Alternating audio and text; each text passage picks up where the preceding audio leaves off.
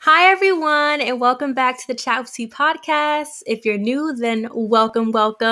It is your girl T. This is a continuation of my previous episode, Dating Tips. So if you haven't already, go give that a listen. Alrighty, I'm going to keep this short and sweet, so let's jump right in. Number 6, we have don't give in to your sexual appetite, right? Let's talk about sex. So we live in a world where sex sells, right? Sex is damn near everywhere you look. You can't hide from it, right?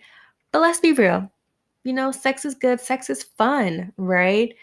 But with sex in the context of dating, honestly, save it, right? Just from personal experience and from what I've seen with others, relationships that are built off lust are bound to be toxic.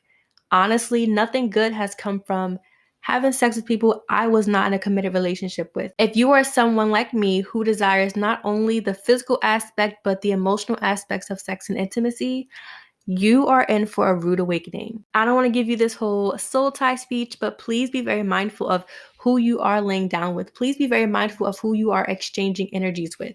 And don't think that you can try to fake the funk of being emotionally detached, because when you meet someone who is really emotionally detached, you're just going to hurt your feelings in the end, right? Meaningless sex just doesn't work well for you. And this isn't to say that you have to save it for marriage unless that is your belief. Then by all means, yes, of course, save yourself for marriage. We as women, we hold so much power when we're dating. And by simply taking the time to observe that man and how he is, you then decide if he is worth your body, your temple. Do it because this is someone you are connected with on every level, right? Not because you want to give them what they want or because you think it will give you the title. Next, we have number 7, take your time, right? There is no time limit on dating. At least I don't think so, right? Really just take your time to get to know someone. What's their favorite color? What do they do when they're sad? What are their hobbies, their long-term goals, short-term, right? Have you ever been with someone and then you realize you actually know nothing about them? The surface level shit that you can easily find out, right? But everything else, the deeper things, you don't know, right? There are just so many things you would only learn about someone by spending time with them and really experiencing them, right? Dig deeper and understand who they are as a person, why they are the way that they are, right? And you should always be taking your time to get to know someone, especially if you plan to make them your partner. Never allow someone to play games and use time as an excuse, right? Everyone is different, but really just sit down and kind of think about what your time frame is on things. Honestly, I think a good 6 months is a good amount of time to really see where you are with someone and where things go. But do what you feel is right in the moment. I think within the first 3 to 6 months is when people normally start to unmask and reveal their true selves. We all have a mask, and I wouldn't say that's a bad thing. It's just how we present ourselves when we first meet someone. And then after a while, our true self, or parts of our true self, the real us, it begins to show. Number 8, have an accountability partner.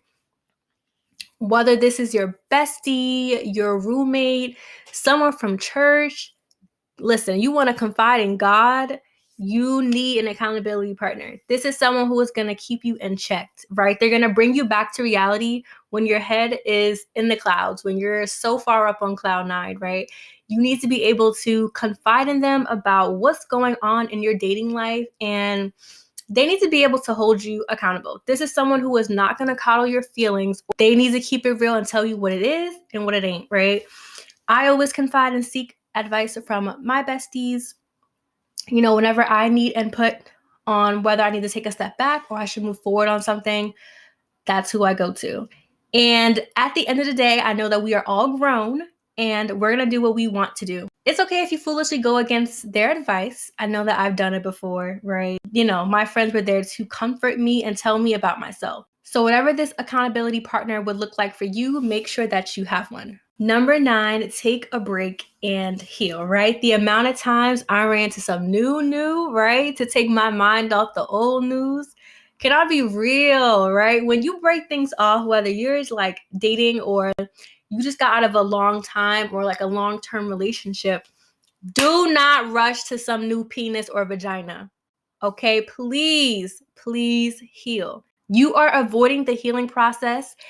And honestly, the person that you getting with, it's gonna cause so much drama. Like they're gonna be all tangled up in your mess. They might end up catching feelings for you, but you're just trying to get your mind off of who you was with before. It's a lot. It's a whole mess. So honestly, listen, please just take some time off, right? Do some reflecting, engage in some of your favorite hobbies, go read a book, do something. But do not use someone to help cope instead of properly healing.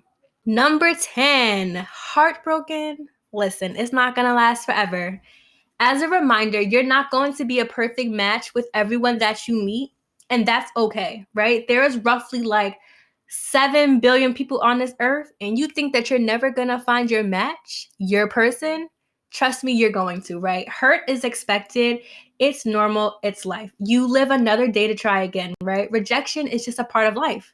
Everything isn't personal. Sometimes you two just aren't compatible. Y'all just not really vibing. It's just not there. Okay. And you just move on from it. Now, what you do with that hurt, you know what I'm saying? That's vital. That is so important. Like, are you going to mope around and you're never going to date again? Or are you going to spend time learning from your mistakes and the experiences? At one point, I was truly scared of dating again. And then I realized that you cannot allow the fear of getting hurt to deter you from missing out on dope experiences, right? You're going to meet some really great people, but you're also going to meet some really shitty ones too. But you have to charge it to the game. Different people give you different experiences and take you on different paths. So enjoy the moment and stop trying to make it forever out of right now. Dating should be fun, right? It should also be a great learning experience for you. Don't take it too seriously. Like, be serious, but not too serious to where you would ruin it for yourself, right? Keep your head up, heal, and always know that you can try again. And don't think that every person you meet is going to be your husband or they're going to be your wifey, right? Get rid of that mindset immediately. Those are all of the tips that I have for you today. If you have enjoyed today's episode, make sure to leave a rating and review. Thank you so much for tuning in. It truly means so, so much to me. I will see you next Wednesday for another episode of Chats with T.